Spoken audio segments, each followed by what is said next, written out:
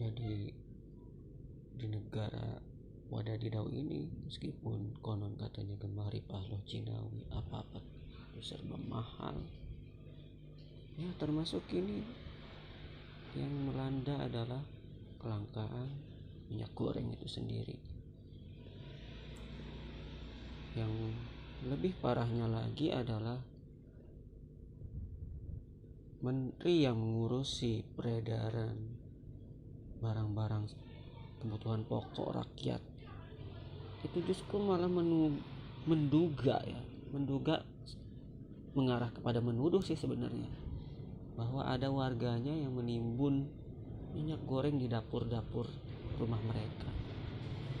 Sungguh sangat disayangkan pendapat seperti ini terlontar dari perkataan sang menteri. Padahal di beberapa pemberitaan justru yang nampak adalah banyak para pengusaha yang melakukan penimbunan minyak goreng ini.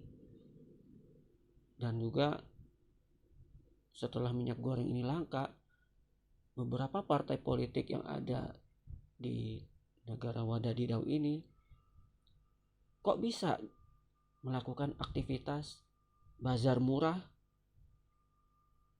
menjual murah minyak goreng yang langka dengan harga murah, lebih murah dari yang ditentukan oleh si presiden. Ya, maka patut dicurigai bahwa ada hubungan terlarang antara partai politik dengan cukong-cukong atau pengusaha yang melakukan penimbunan minyak goreng itu sendiri.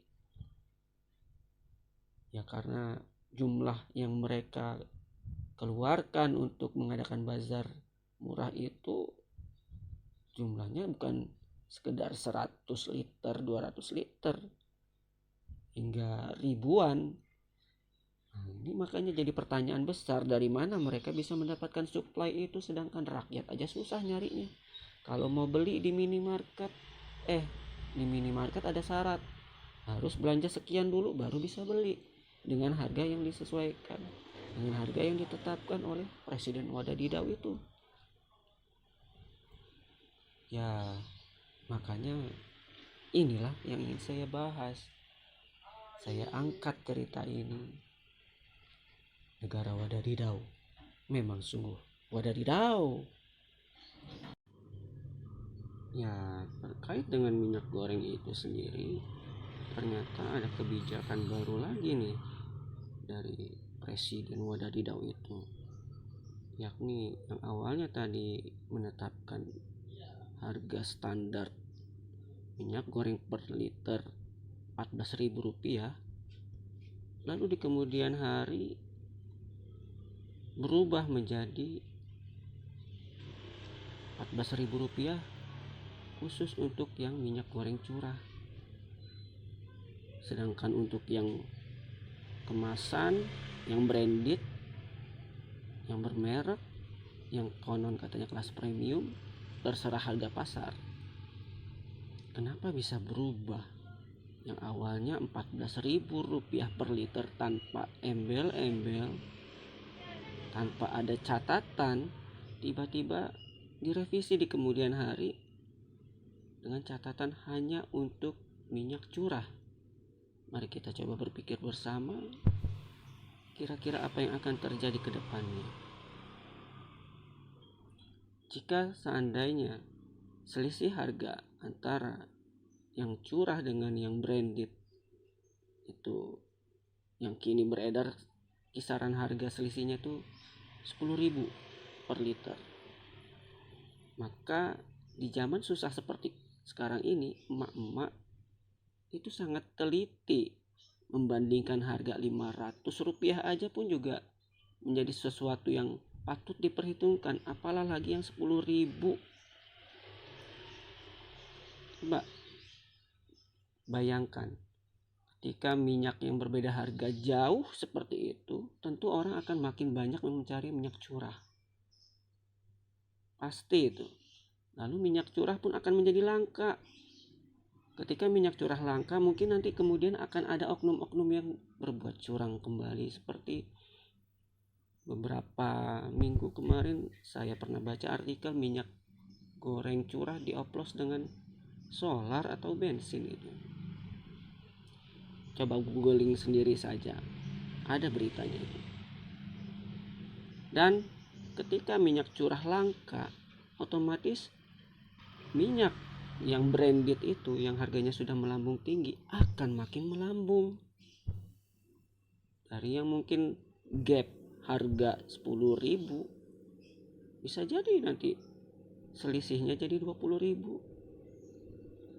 Antara minyak goreng yang curah yang akan langka, saya yakin akan langka minyak curah, karena perbedaan harga yang cukup besar di zaman orang makin susah hidupnya, ekonomi susah loh sekarang ini.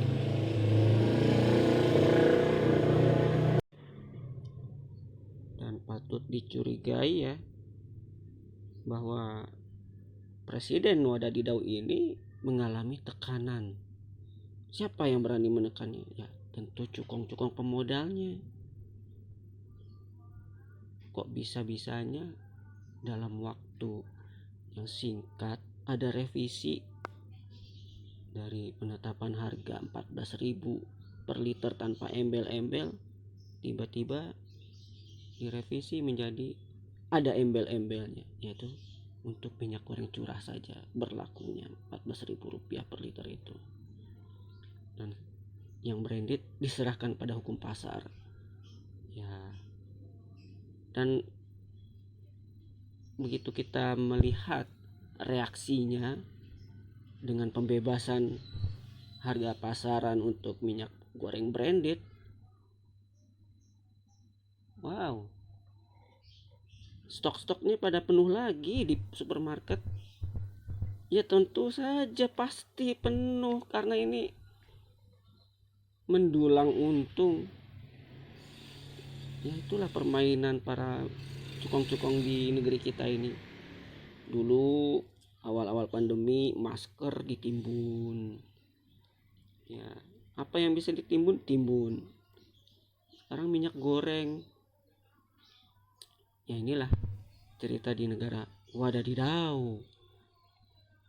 Nanti kedepannya mungkin bisa jadi gula pun begitu.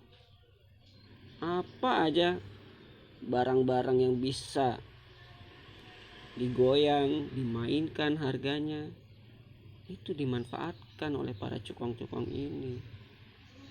Dan itulah rezim pemerintahan Presiden Wadadidau tak mampu membela kepentingan rakyat kecilnya dibandingkan membela kepentingan kaum cukong yang jelas-jelas mereka adalah orang-orang have, orang-orang punya, orang-orang berada, orang-orang yang modalnya udah besar. Ya begitulah mungkin kalau ada jasa-jasa politik mereka yang mengikat langkah Presiden Wadadidau untuk tidak merugikan kepentingan mereka, mungkin itulah sebabnya revisi peraturan di negara Wadadidau. Untuk episode kali ini bahasannya cukup tentang minyak goreng dulu. Wassalamualaikum warahmatullahi wabarakatuh.